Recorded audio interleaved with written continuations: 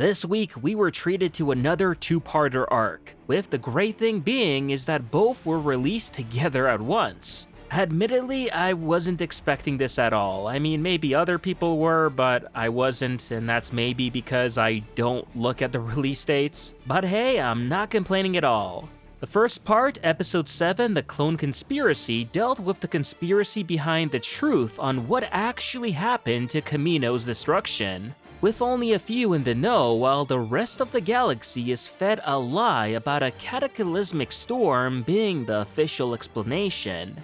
And using the loss of Kamino, Admiral Rampart pushes for the passing of his proposed Defense Recruitment Bill, a bill that would authorize the military recruitment of Imperial citizens, which would officially discard all of the clone troopers. However, a clone by the name of Slip, who was on board Rampart's Venator and saw him call the orders to destroy Kamino, approaches Senator Riyo Chuchi for help, after his own friend Cade is assassinated for threatening Rampart with telling the truth about what really happened to Kamino.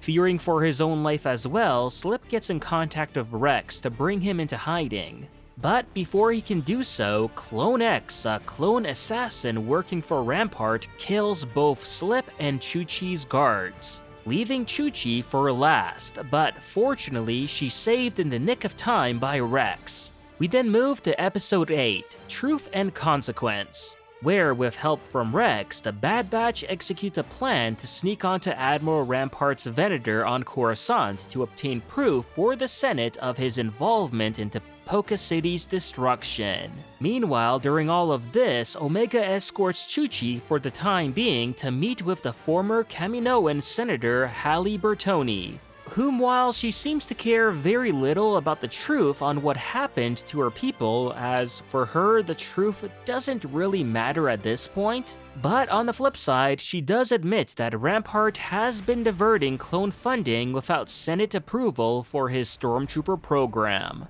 which isn't much of a surprise to Chuchi nor to us the viewers.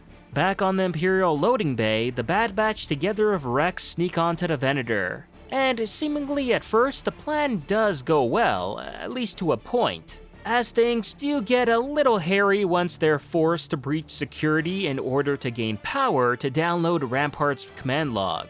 And I have to say, this whole sequence right here of them getting inside the Venator and getting out was really well done and surprised me, as I was expecting them to go about it a little bit differently.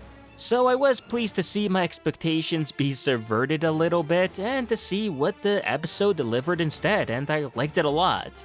With the command log in hand, Chuchi uses it to prove to the Senate of Rampart's lies and treachery, showing everyone what really happened on Kamino, hoping that after this it would be enough for everyone to stop his Defense Recruitment Bill from ever passing.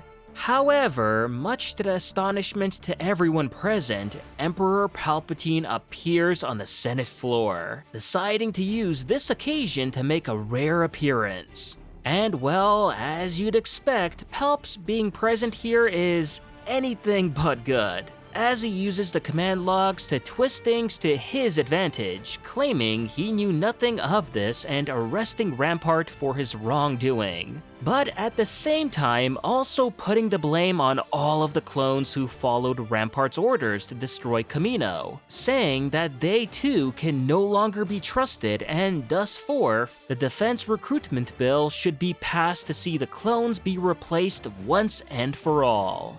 In the end, the batch acknowledged that their efforts here were meaningless, as just like in the war, Palpatine was a step ahead of them the entire time. Despite this, Chuchi vows to continue fighting for the clones in the Senate, as well we get a farewell scene between Omega and Echo, as it appears Echo has decided to leave the batch in order to join Rex, as he explains that after the bill's passing, the clones need more help now than ever before.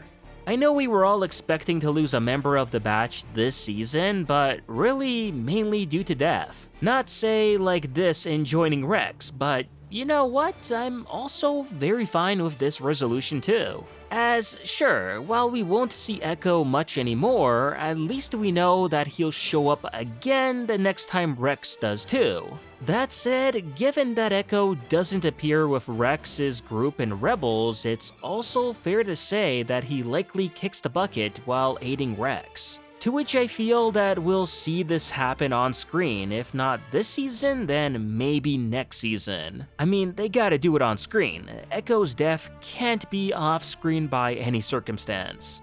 Overall, it goes without saying that I had a blast of these 2 episodes. It almost felt like watching a mini movie, and the darker and more serious tone here really fit this arc well. Between the two, I personally did find episode 7 to be my favorite, and I think it did so much. To the point I was surprised to see episode 8 also be released. Which, yeah, that's very cool too, but episode 7 was so darn good that it gave me my Star Wars fill for the week to where I was satisfied with what I watched, and had absolutely no issues in waiting until next week to continue the story. The clone-centric episode with espionage and a heavy political tone was all done brilliantly in my opinion, reminding me so much of a top-tier Clone Wars episode, which, if that happens, then you know it's gotta be good. Sure, there was a little bit of action sprinkled in here, but I instead ended up loving all of the talking moments,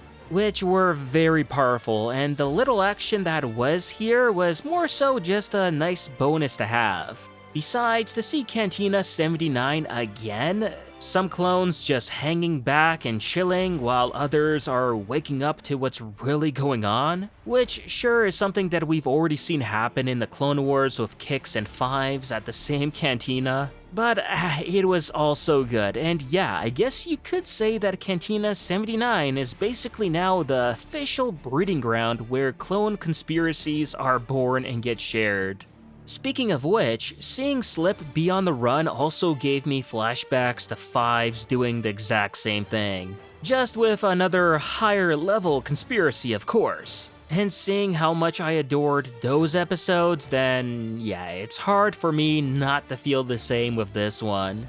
Plus, it was also nice to see Chuchi show up again, this time in a more prominent role, which we haven't really seen her do before, with the exception of her debut episode all those years ago and the Blockade of Pantora arc. So it's been a long time since we've seen her do so much like this, and I really like the direction that they're taking with her, being one of the few people to stand up and fight for clone rights. Now, having said all of that, I don't want to take anything away from episode 8 either, as it was also a fantastic episode in its own right too. It definitely had more of a focus on action, which I'm sure will please the people who found episode 7 boring in that respect. As well, seeing Rampart get his comeuppings and the twist with Palpatine was so well done too. But I don't know, strangely seeing the Bad Batch get involved kind of changed the tone to be a little less serious and a bit more cartoony? Which, yeah, well duh, this is a cartoon after all, but that's just it. Episode 7 was so, how do I say this? It was so good in my opinion that it made me forget that I was watching a cartoon, and if anything, it felt like a live-action episode of, I don't know, Andor. And hey, maybe that's why I liked it so much. Regardless, no matter how you look at it, both episodes were awesome, and I'm thankful we did get them. Especially after slogging through a couple of the last few episodes, which, no doubt, were on the weaker side. And that was my take on this episode of The Bad Batch. Let me know what you all thought about the episode in the comments down below, and if you haven't already, remember to like this video, subscribe to the channel, and I'll see you on